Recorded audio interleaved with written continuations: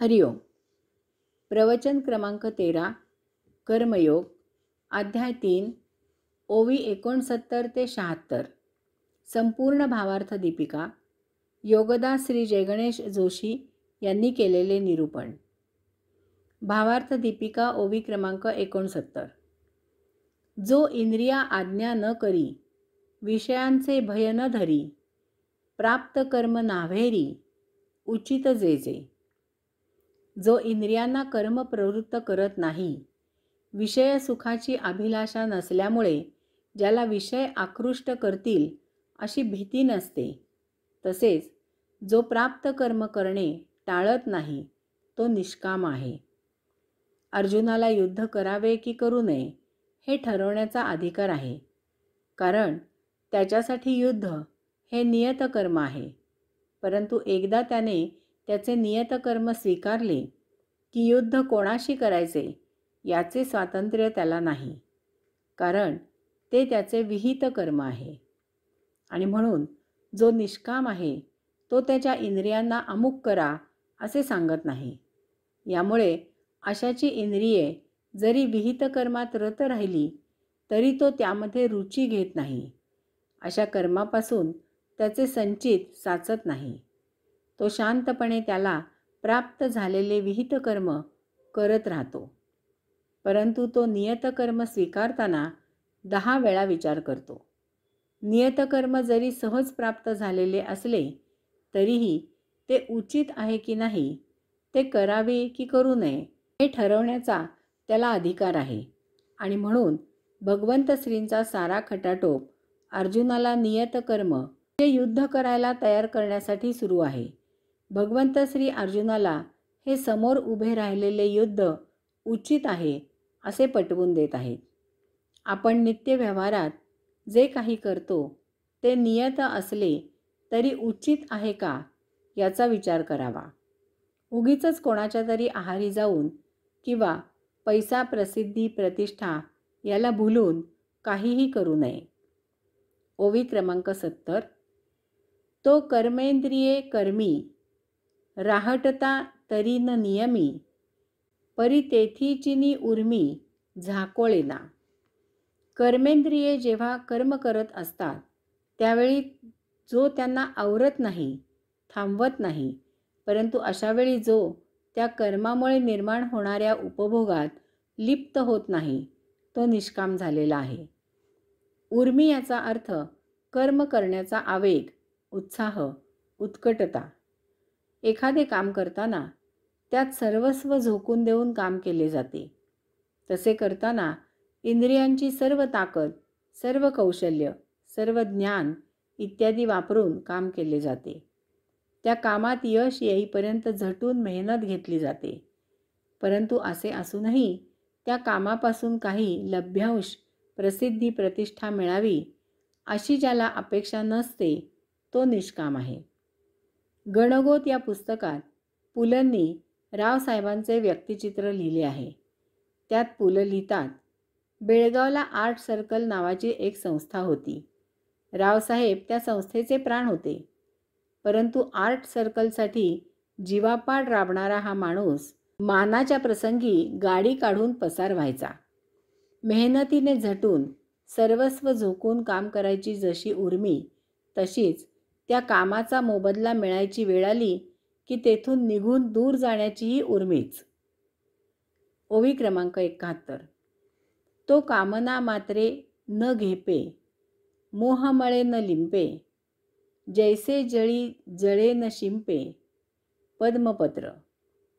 जसे कमळाचे पान पाण्याने ओले होत नाही, तसे निष्काम झालेला कामनेने ग्रासू शकत नाही, कामनेच्या आहारी जात नाही किंवा तो मोहाचा बळी होत नाही, मोहाने फसत नाही. निष्काम झालेला कामनेच्या अधीन होत नाही, त्याला कामनेचा मोह होत नाही. कामनेसाठी त्याआधी मोह व्हावा लागतो. मोह याचा अर्थ विपरीत भाव. पाण्यात होडी असते, परंतु होडीत पाणी नसते. आपण संसारात असावे, परंतु आपल्यात संसार नसावा. याप्रमाणे संसारात मोह कामना आहे, परंतु संसार करणाऱ्यात मोह कामना नको.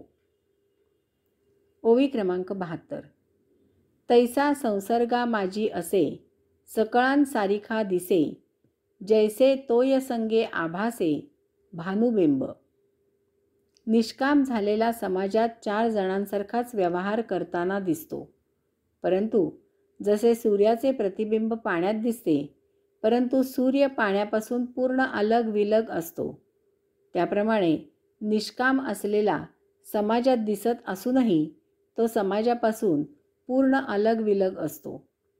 आमच्या गावाला माझ्या मित्राचे ए ग्रेड AC हॉटेल आहे. तेथे उतरलेल्या एका प्रवाशाने स्वागत कक्षामध्ये जाऊन हॉटेलच्या मालकांना भेटण्याची इच्छा व्यक्त केली. त्याला स्वागत कक्षामधील ताईने सांगितले त्यांचे नाव थत्ते. समोरील घराच्या मागे बागेत ते आत्ता आहेत. तो प्रवासी तेथे गेला.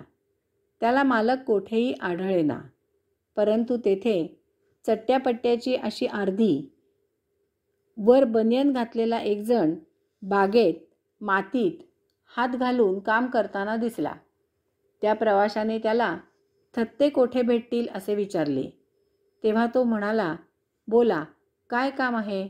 मीच थत्ते. तो प्रवासी अचंबित झाला. ओवी क्रमांक 73. तैसा सामान्यत्वे पाहिजे, तरी साधारणूची देखिजे, येरवी निर्धारिता नेणिजे, सोय जयाची. याप्रमाणे निष्काम झालेला एरवी सर्वसामान्यांप्रमाणेच दिसतो, परंतु त्याच्या सत्य ओळखीची आपल्याला कल्पनाही करवत नाही. स्वतः माऊली अत्यंत साधेपणाने राहत असत, परंतु त्यांच्या अंतरी जे होते, त्यांचा जो अधिकार होता, त्याचे आकलन आपल्या बुद्धीपर्यंत पोहोचतही नाही. आपण त्याची कल्पनाही करू शकत नाही. हरिपाठ, चांगदेव पासष्टी, भावार्थ दीपिका, अमृतानुभव असे एक से एक सरस, महान, अद्भुत ग्रंथ आणि हजारो अभंग, साक्या, दिंड्या, ओव्या याकडे नुसते पाहिले तरी आपली मती गुंग होते. ओवी क्रमांक 74. ऐशा चिन्ही चिन्ही तू, देखसी तोची मुक्तू, आशा पाश रहितू, ओळख पा. अशा लक्षणांनी जो युक्त आहे, तो आशेचा पाश नसलेला मुक्त आहे असे तू ओळख. जगताना अमुक प्राप्त होईल अशी आशा असते. ही आशा काम, क्रोध, लोभ, मोह, मद, मत्सर, माया, अहंकार अशा 7 रिपूंना जन्म देते आणि हे रिपू मानवाच्या आयुष्याचा विचका करतात. त्याला कधीही जीवन जगू देत नाहीत. निष्काम झालेल्याला मुळातच आशा नसते. तो आशेच्या जाळ्यात कधीही अडकत नाही, कारण समोर नियतीने, प्रारब्धाने, संचिताने जे काही प्राप्त करून दिले आहे, त्यात तो मोठ्या मजेत, आनंदाने जीवन जगतो. या पलीकडे त्याला आणखी काहीही नको असते. अशाला मुक्तीचीही आशा अपेक्षा नसते आणि म्हणूनच तो मुळातच मुक्त असतो. ओवी क्रमांक 75. अर्जुना तोची योगी, विशेषी जे जो जगी, म्हणूनी ऐसा होय या लागी, म्हणिपे तू ते. ओवी क्रमांक 76. तू मानसा नियमू करी, निश्चळू होय अंतरी, मग कर्मेंद्रिये व्यापारी, वर्ततू सुखे. अर्जुना, अशाला जगामध्ये विशेषत्वाने मानले जाते. हाच महायोग आहे. म्हणून तू असा हो असे मी तुला सांगत आहे. तू मन आवर आणि अंतःकरण स्थिर कर आणि आता ही कर्मेंद्रिये खुशाल त्यांचे व्यवहार करू देत. हठयोगासह बाकी योग हे ध्यानसमाधी साध्य असेपर्यंतच टिकाऊ आहेत. ध्यानसमाधीमधून व्युत्थान झाल्यावर त्यांचे मन कधी उचल खाईल, केव्हा भरारी घेईल, केव्हा चंचलपणा अंगीकारील याचा काही भरोसा नाही. एवढे मोठे विद्यासंपन्न, विद्यावंत चांगदेव, परंतु त्यांना याच कारणाने मुक्ताईकडून उपदेश ग्रहण करावा लागला. अर्जुन अरण्यात जाऊन योगी होऊ पाहत आहे, परंतु जोपर्यंत त्याचे मन चंचल आहे, अंतःकरण स्थिर नाही तोपर्यंत तो योगी होऊ शकत नाही. आणि एकदा जर मन आवरले आणि अंतःकरण स्थिर झाले की योगी होण्यासाठी त्याला अरण्यातच काय तर कोठेही जायची आवश्यकता नाही. अर्जुना, निष्काम योग हा अंतःकरणात उतरणारा कायमस्वरूपी परिणाम होऊन तेथे टिकणार आहे. यास्तव अर्जुना, तू असा हो असे माझे सांगणे आहे. तू अंतःकरणात मन स्थिर कर आणि मग तुझी कर्मेंद्रिये खुशाल त्यांचे विहित कर्म करू देत. कर्म न करता जे योगी होतात ते तात्पुरते योगी असतात. परंतु ज्याने मन आवरले, अंतःकरणात जो स्थिर झाला, तो कर्म करूनही कायमस्वरूपी योगी आहे. आता त्याच्या कर्मेंद्रियांनी जरी नियत विहित कर्म केले तरी तो योगापासून ढळत नाही. अर्जुना, कर्मयोग न करता शरीराने योगी होण्यापेक्षा निष्काम साध्य करून कर्मयोगी होऊन अंतःकरणाने योगी होणे हे श्रेष्ठ आहे. कारण कर्मेंद्रियांनी त्यांचा व्यापार करूनही असा योग कायमस्वरूपी टिकणार आहे. म्हणून तू असा योगी हो. हरिओम.